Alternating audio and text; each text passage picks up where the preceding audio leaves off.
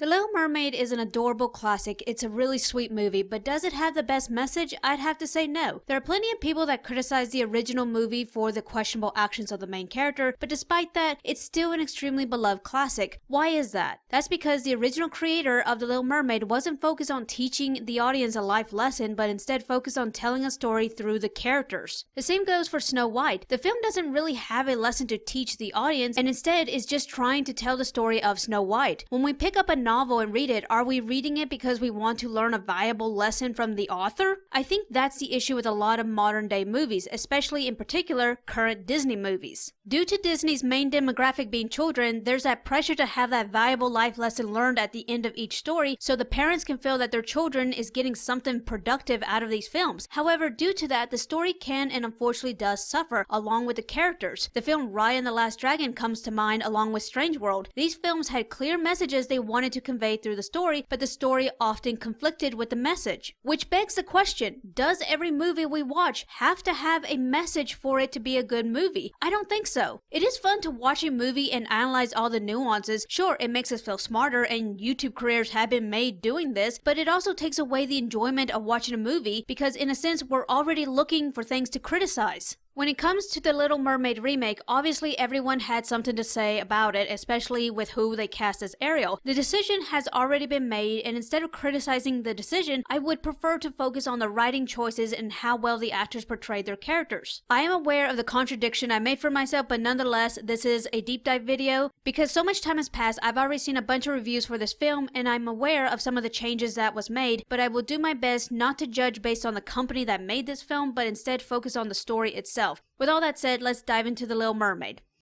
I hate to complain so early into the film, but the title reveal feels misplaced, especially when we get to the reveal of Atlantis. It's mainly due to the music and how it swells. It just feels like that's where the title should have appeared. I think it would do films in general good if more care was put into the title reveals again. They become too much of a blink and you miss it moment. The film opens with a group of men hunting what they think is a mermaid, and I think I know why they put that in there. In the animated film, the subject of mermaids is almost non-existent, and the belief in mermaids did not play a role in the film. But in the remake, it does play a role in the motivation of Ariel's character, but it was a one-sided issue, I think. I know that a lot of people has had a laugh making fun of the fact that Trident has various multicultural daughters, and it could have worked. If Trident is the king of the sea, it makes sense that he would have his offspring oversee different parts of the ocean since he can't be everywhere at once, and it also gives the idea that Atlantis is not the only kingdom in the entire ocean. However, it is implied that they all come from the same woman. Is it really that controversial to cast actors that look like they came from the same parents? I'm also a little confused by how they chose to reveal Trident. It makes it appear that he can summon himself wherever he likes. In the animated movie, Flounder says that he can't swim as fast as Ariel, and they brought that up in the remake. However, when they're being chased by the shark, Flounder, who is half the size of his animated counterpart, doesn't seem to have an issue keeping up with Ariel. It would have been nice if the remake actually did something with this information, such as when the chase ensued, Ariel scoops Flounder into her bag during the chase because he was having trouble keeping up, but she accidentally drops it, and when the shark goes after it, that's when she drops the barrel. As for the gender swap of Scuttle, I really couldn't care. His gender didn't really have anything to do with his character because he was mainly there as comedic relief. As for the swap of the type of bird Scuttle is, obviously it was for this ridiculous info dump about Ariel not allowed to go to the surface, but she's right there at it, and yet she doesn't seem at all interested in it and just asks about the dingle hopper she found. God, I really hate this scene right here. I have no issue with how Halle Bailey performed the song Part of Your World. She has a nice voice. However, I don't like this. In anime and animated movies, this is typical and we're used to seeing this, but it just does not transfer well in live action. Especially not the way it was shot here. One more thing I want to address, Ariel is more aggressive in this version compared to the animated movie, where she handles her collection with care. I think what they were trying to go for was her being restless and wanting new experiences. However, this collection is supposed to be her prized possession, and her aggression just makes it a little questionable. I also don't like how they executed her going to the surface. Her expression makes it come off as if she's doing this out of spite rather than curiosity. That's the thing about the animated version. Ariel doesn't act out of spite or anger, it's always out of curiosity and sometimes out of pain. When her father literally loses his shit and destroys her collection, she doesn't go to Ursula out of anger. Ursula comes to her because Ariel is emotionally vulnerable after what her father did. This is what annoys me about this remake. By adding that extra layer of Ariel never been to the surface, I would think the obvious direction for her character would be for her to be somewhat consistently distracted by the temptation of the surface world. By having her gaze at it or maybe even swim towards it, but something always stops her before breaching. At least in the animated version, Ariel was already somewhat familiar with the surface world, and throughout the film we saw her getting more bolder until finally she made the deal that would allow her to explore the land. In the remake, this is Ariel's first time above water. This entire experience is new to her and she just goes all out. There's no hesitation displayed from her. She climbs onto a ship and pets animals that she's never seen before, not to mention all hell breaks loose not too long after, which kind of validates her father's concerns. Because this is the very first time Ariel has ever been to the surface. How does a room of professional writers not notice the issue this could cause to the character or the story?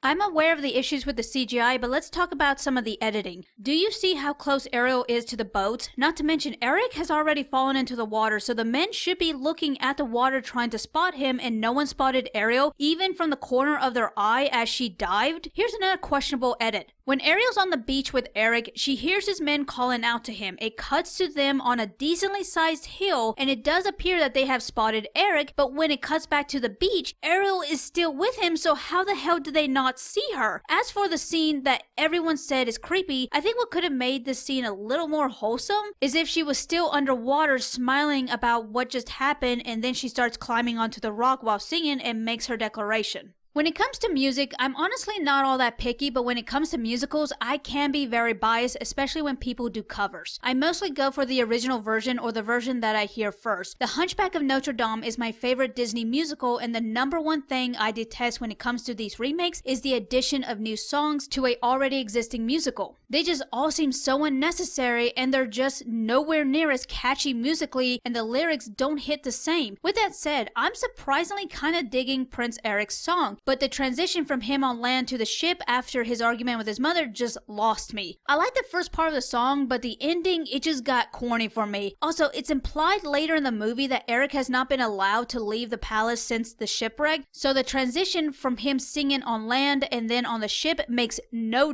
sense. As for Under the Sea, why is Ariel singing? I know why Holly Bailey is singing, it's probably in her contract. To her agents, this is probably a once-in-a-lifetime opportunity to campaign her talents globally, and they don't have to pay for it. The whole point of the song is that Sebastian is trying to convince Ariel that everything she needs is under the sea, as her curiosity for the surface grows now that she's developed a crush for someone on the surface. As for the ending of the song, they kinda took away the purpose of her leaving during the song, so I don't know why she wouldn't stick around till the end, especially when she was singing along. The editing choices are very questionable. Okay, let's go ahead and unpack the mother issue. Apparently, a human killed Ariel's mother, and it heavily affected Trident to the point that he forbade all of his subjects, including his family, from ever going to the surface. It's implied that when this happened, Ariel was very young to the point that she probably doesn't remember her mother, so in a sense, it could be argued that she doesn't feel that she's lost anything, unlike the rest of her family that did know her mother. You were just a child when mother died and father stopped us going to the surface. Here's the issue with that. It's one thing to lose a loved one by the means of something that can't be helped, such as an incurable illness. However, when the cause of death is by the hands of another human being, that can cause the loss to be far more traumatic because it's the kind of death that can be avoided. That's why Trident is taking such drastic measures to make sure it doesn't happen again, because he doesn't want to lose anyone else. It's understandable that Ariel doesn't exactly see things the same way the rest of her family does, but due to the way it's been written, it makes her come off callous towards her feelings, which brings up another issue. Why blame every human? Mother wouldn't. No. Ariel argues that her mother wouldn't want her father to act like this, but due to it being implied that she doesn't really remember her mother, how can she argue to know what her mother would want? Also, how the hell did this line make it all the way into production? Did no one proofread the script? They're not the only ones who have no respect for balance. What does that mean? What balance is Ariel talking about? I am very confused by this line. I don't know what to make of it. One of the things I love about movies is the conversations. I love a good conversation that comes off as natural as breathing, and this was not it. You broke the rules. You went to the above world. There was a shipwreck. A man was drowning. I had to save him. We know the issue isn't Javier. We know that man can act. He's not doing a good job here, but we do have proof. So either the issue was Holly or the director, and it could also be due to how they shot it because of all the heavy CGI. Either way, the conversation was not great, so let's break it down. You should have let him drown. There's have a chance. You don't know that. Why would they have Ariel say that, especially when this is their next line? Why blame every human? Mother wouldn't. No. Again, it's implied that Ariel doesn't remember her mother, so how the hell would she know what her mother would want? This makes her character come off very ignorant because she's not considering her father's feelings, and yeah, she's a teenager, but still. This man's wife was murdered and was left to raise his daughters by himself. Yeah, he probably had servants helping him, but it's not the same. I will say that Trident's response was well done. Instead of snapping at Ariel, which I wouldn't blame him for, he instead keeps his composure, which is an issue within itself. They killed your mother. I know. But one man did. Why blame every human? Mother wouldn't. No. This conversation kind of reminds me of Hotel Transylvania, that has a similar conflict. Dracula's wife was killed by humans, and as a result, he's developed more of a fear than a hatred for them. However, his daughter Mavis is fascinated by them and wants to get to know them. Dracula eventually gets over his disdain for humans by being forced to spend time with one. With The Little Mermaid, I think what helped change Trident's mind was the fact that Eric risked his life to kill Ursula and save Ariel. He would have had to have known that, otherwise the next time he saw him, he would have been completely bewildered. But I'm jumping too far ahead. Let's go back to the conversation. Mother wouldn't. No. Enough. That's enough. And Eric had nothing to do with it. Eric? Eric? Have you lost your senses completely? If you would have just heard him, Father. He's compassionate and kind. He's a human! You're a mermaid! Yes, but that doesn't make us enemies. This man is giving his daughter so much leniency. Instead of punishing her, all he's asking is that she doesn't go back to the surface, and she refuses. I do like that Ariel admits that she can't lie to him, but it's weird that out of everything that she said, this is what breaks him, and this is the issue I was talking about earlier. When showcasing someone having an absolute meltdown, the last thing I would expect to see is them calming themselves down before losing their shit. That shows that they have self-control, which is the opposite of what this scene is trying to convey. In the animated version, Trident interrupts Ariel multiple times, and as the conversation continues, he keeps raising his voice, showing that he is losing control of himself. When it's over, Trident is so ashamed of his actions that he can't look at his crying child, let alone say anything to console her. In the remake, Trident displays a level of control throughout the conversation, and as he's leaving, he says this. Never leave again. Do you hear that tone? This is a man that is neither remorseful of his actions or concerned with the emotional damage he just caused to his child. I wasn't sure if I wanted to address the statue or not, but let's go ahead and do it. The statue did play a role in the animated movie. Originally, it was a statue of Prince Eric, and part of the reason for it was to show how humble Eric is. It also unironically shows what people think of Eric, specifically Grimsby. He proudly presents it because it's a token of his appreciation for Eric along with his admiration for him. That's why Eric is posed in such a confident way. When it sinks into the ocean, it causes a chain reaction. When we see Ariel interact with the statue, she is very obviously content and could have stayed that way because the statue was a substitute for the real thing, but because Trident destroyed it, it gave Ursula the leverage to tempt Ariel with the real thing. It's ironic how a minor change can change the outlook of how the chain of events occurs. With all that said, let's go ahead and dive into Ursula. First of all, I like Melissa McCarthy, and I have enjoyed some of her movies. However, would she have been my first choice for Ursula? No. As for the performance of Poor Unfortunate Souls, I'm sure you've come across at least one video complaining about this version, and I'm probably going to repeat what's already been mentioned, but let me say my piece and we'll move on. With the line pathetic, Ursula is saying that to the eels while trying to conceal that she's saying that from Ariel. But in the remake, she blatantly says it to Ariel. I use it on behalf of the miserable, lonely and depressed. Pathetic. The point of the song is that Ursula is trying to convince Ariel that she's somewhat of a good person and that she can trust her. The point of the line pathetic is to reveal that she's not as wholesome as she's trying to make herself out to be. By saying that line in front of Ariel, she's straight up admitting that she's a bitch. There is another line in the song that alludes to Ursula's villainous tendencies. Now it's happened once or twice. Someone couldn't pay the price, and I'm afraid I had to rake 'em across the coals. Yes, I've had the odd complaint, but on the whole, I've been a saint. However, she excuses it by insinuating that because they didn't hold up their end of the bargain, she had no choice but to do what she did. She even acts remorseful. However, all of this is thrown away in the remake the moment she calls him pathetic in front of Ariel because she's admitting that she looks down on all those that come to her for help. I assume they took out the images of Ursula's victims to make it less obvious of her nefarious deeds, but in later shots we see her flaunting skulls around. Let's not forget to mention the skeleton at the entrance. What the hell was the point of changing that one line if there's 3 other examples that incriminates Ursula's character even more? When it comes to Ariel's new song, I get why they added it. I just don't like the song. It also doesn't help how little emotion is being shown from the actress Holly. I don't know if Holly has any prior acting besides music videos, but from what I've seen so far, she is coming off as the weakest actor in the film. The emotions that she portrays is very subtle, which is a really big issue. Ariel is a very expressive character because she can't communicate with words. And don't underestimate the importance of body language. Ha! It's clear the animators were very meticulous in making sure that you could always tell what Ariel was feeling at all times. As for Holly, there's no excitement on her face. She's got a blank expression while a song is being sung in her head about exploring this new land. From what I'm hearing, the tone of her voice sounds as if she's supposed to be excited, but there's just no expression on her face, which makes the scene contradict with the tone of the song. To my knowledge, Ariel in the animation isn't interested in fire, and I would think that's due to her last encounter with it when the ship went down. It's pretty clear that was her first encounter with fire, and I don't blame her for losing interest after that experience. But in the remake, Ariel touches fire because apparently that's her first time seeing it, even though she's already seen the damage it can do to a ship. I blame the song. I doubt this would have been put in the movie if it wasn't for these lyrics. Look at the fire.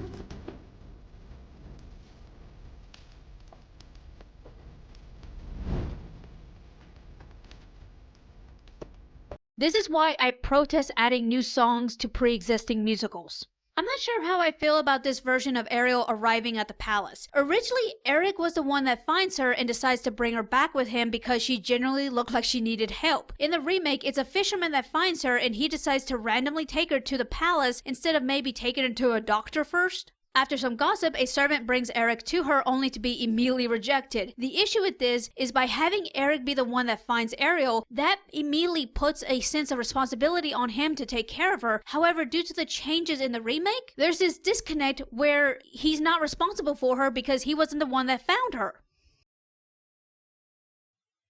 So far, I have no issue with how Eric and Ariel interacts with each other. I like that they extended their interactions, but I'm not that crazy with the carriage scene, especially with all the extra obstacles they put in. I like that they had Ariel interact with the people on the island, but Holly is just not that good of an actor and it painfully shows. This scene where Ariel eats a flower comes out of nowhere. I get that the surface world is different from the ocean, but it'd be nice if we got a scene prior to this where Ariel eats seaweed or something so we can draw reference to when she eats the flower.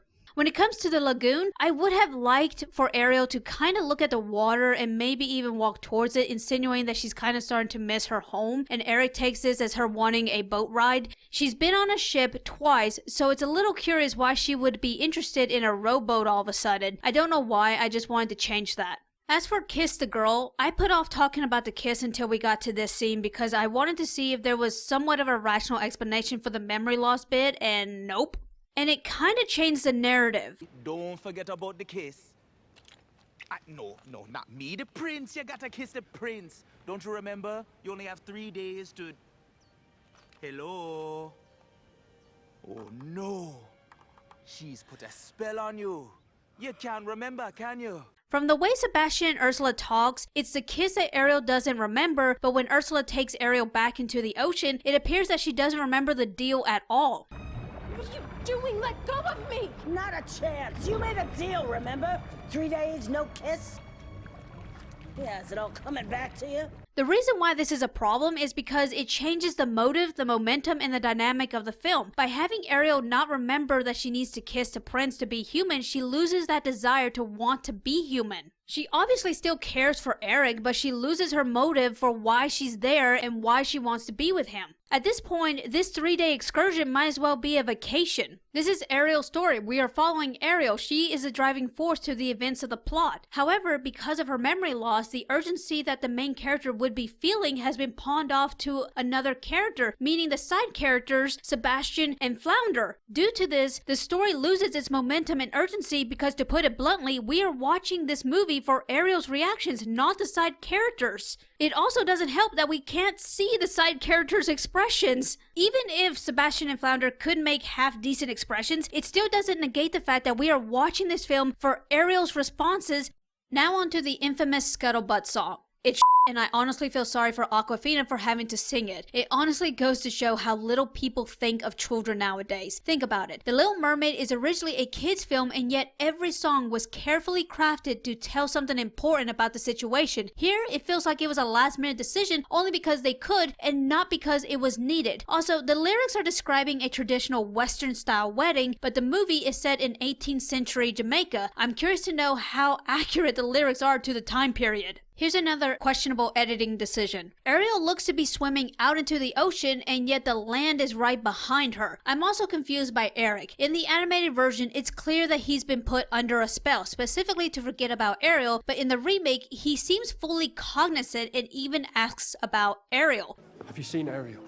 According to the servants, she left the castle early this morning. Left? Can you blame her, Eric?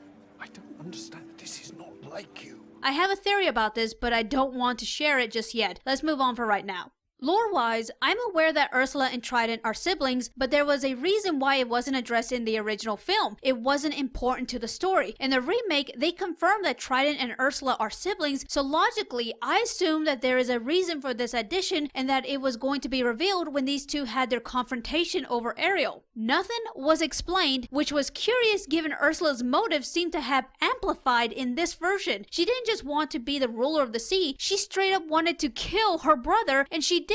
I think that deserves a bit of an explanation, but if we ever get one, which makes me wonder why the bother in the first place. Now let's finally talk about Eric. After watching this film, I am convinced that the writers was deliberately trying their damnedest to bastardize his character. They took so much agency away from him. They took away his statue that played a key role in the chain of events. Eric did technically save his dog, but for some reason they had Ariel play a hand in that. They took away his legitimacy as a royal, which made no sense. They made it more obscure that Eric was under a spell. And lastly, it's Ariel that killed Ursula, not Eric. What the hell was all these changes for? What significance did these changes add to the story? What do most of these changes have in common? This is going to sound very conspiratorial, but I got to get this off my chest. I think the reason for these changes was that the writers wanted, needed, or were told to do this so this version of Ariel could come off more virtuous. I know how this sounds, but this is the only thing that I can think of that makes sense of the changes they did, not only to Eric's character, but also Ariel as well. When it comes to the statue, I think the motive behind this change was that they didn't want to show this version of Ariel pining and fantasizing about Eric like she did in the animated movie. As for the dog, he was literally right there at the boat. I don't know why they had Ariel step in at the last second. It's not like they showed the dog struggling to swim or whimpering. Clearly this was done to make Ariel's character more admirable. The legitimacy thing?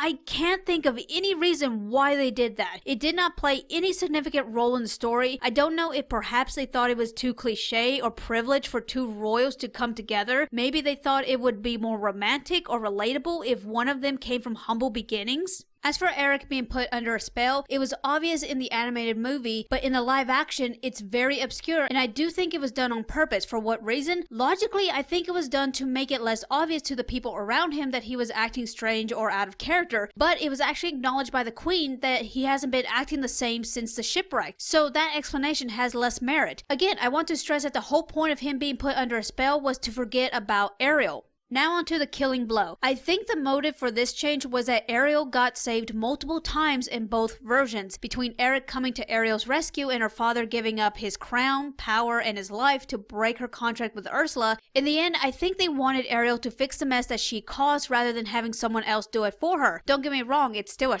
shit decision. I'm just trying to make it make sense for my own sanity. Now let's talk about the ending of the movie. After Ursula is dealt with, Ariel at first tried to reunite with Eric, but when she sees the trident, she inevitably chooses to go after it. Clearly she does this because she doesn't want such a powerful weapon to fall into the wrong hands, and then her father magically comes back to life. Ariel tries to convince Trident that Eric helped her in stopping Ursula, but Trident's not hearing it, and honestly, it's a bit of a stretch. Also, I can't help but feel that there was some weird statement being made by having Ariel return the Trident to her father. Maybe I'm just reading too much into it, but something felt off. Anyway, when it cuts to Eric swimming to shore, his character does a 180. This man rowed out into the middle of the ocean to save the woman he fell in love with, and when he reaches the shore, he's ready to go back out there to find Ariel, but it's the queen that stops him, and that's when Eric speaks out of character, essentially giving up on Ariel. The queen then speaks, and the lines they give her infuriates me. We need a boat. Grimsby, we have to find her. And then what? And then what, Eric? Tell me. You were right. I was chasing after a fantasy girl. No, I was wrong. She was very real. And so were your feelings for her. I see that now. Let's talk about the queen now. I don't dislike her character, and the actress that plays her does a phenomenal job with what she's given, but I dislike her role in the movie. Besides the fisherman very early in the movie mentioning mermaids, the queen is the only other person that talks about them as if they do exist, but everyone else pretty much dismisses it as folklore. The way they have her talk about it comes off as if she's aware of Atlantis. It's just that our worlds were never meant to be together. It honestly sounds as if she's trying to prevent the two worlds from interacting, similar to Trident. However, if that was the case, I would think it would be more favorable for her to dismiss mermaids as folklore. It almost felt like the writers couldn't decide which route they wanted to take her character, which makes her character so confusing to me. The scene where Trident decides to let Ariel go is such a beautiful and heartbreaking scene that I have no doubt most parents can relate to. What makes this scene more wholesome in the remake is the fact that this is Trident's last child. The rest of his daughters are scattered throughout the seven seas. However, due to how they presented Ariel and Trident's relationship, this scene doesn't invoke the emotions the way the animated version did. This scene just feels so disingenuous. It also doesn't help that we don't see Ariel's response to what she's being given. This is a father giving his child his blessing. Instead of showing it when it's happening, they opt to hold out until this.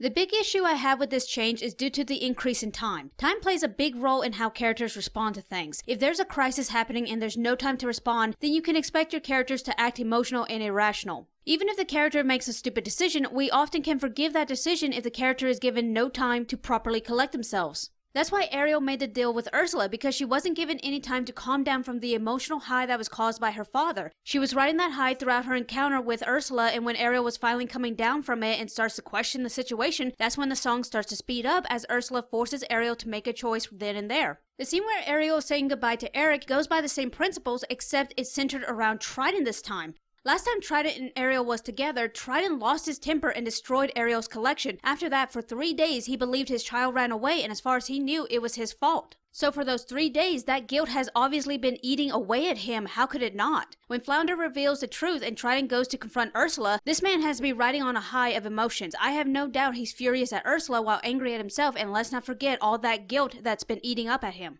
It's also interesting to see how Ursula changes her approach between the two. With Ariel, she's soft-spoken, but as Ariel starts to second-guess her, Ursula becomes agitated, and I even say slightly desperate, but she clearly tries to keep her composure. That's the whole point of the song speeding up. With Trident, she is composed and confident even when Trident blasts her, which is terrifying because that shows she's in control. The remake ignores this concept and opts to do the sympathetic villain without giving us any real context as to why we should feel sorry for her. Show us, don't tell us.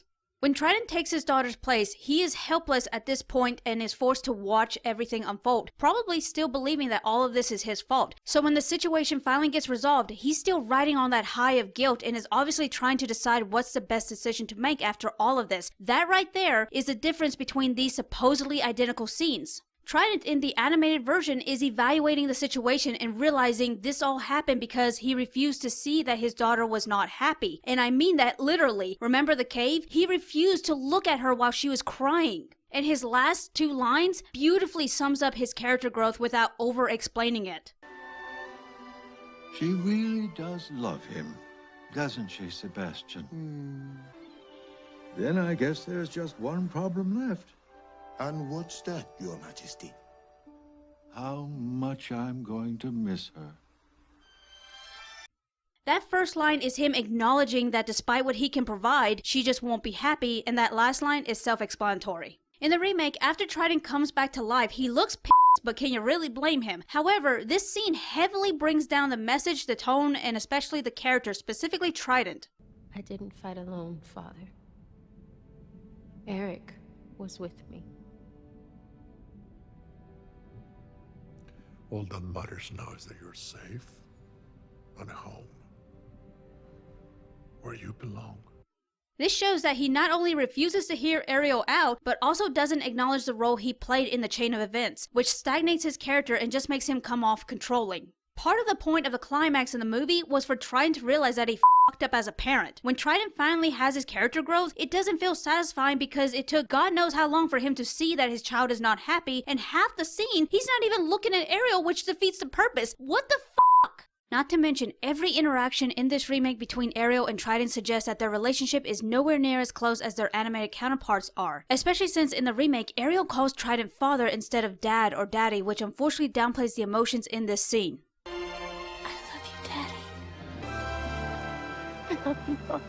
Do you hear the difference? I'm not saying Halle Bailey should copy Jodie Benson's portrayal of Ariel, but if Halle had just addressed her father as dad every now and then, something similar to this, I love you, Dad, that would have greatly helped with the unbalanced dynamic between these two characters. In the animated movie, Ariel is a daddy's girl. That is made 100% clear. In the remake, she comes off as the runt of the litter that needs to prove herself. Also, I want to quickly mention that I don't like the dress. It wasn't flattering. I can kinda get why they changed it. Ariel's dress in the animated movie was a bit sensual, but they could have given Halle a more simpler dress to wear and it would have been much more flattering than this frumpy thing. Finally, the very ending. Given everything that they added onto the story, the ending felt rushed. The revelation of coexisting felt forced, not to mention Trident's giving his blessing twice at this point, which kinda undervalues what he already did for Ariel by granting her wish to live on land. And finally, the final shot. This was not visually appealing. I get what this scene was supposed to represent, but it could have been done better. Especially since I have seen this exact shot hundreds of times in other movies, and most of the time, these shots are fillers. And Ariel isn't even looking forwards. She's sideways, which defeats the message of this shot. I swear that they put this in specifically because they did not want to end the movie identical to the animated movie, even though that is a beautiful picture-perfect shot to end the movie with.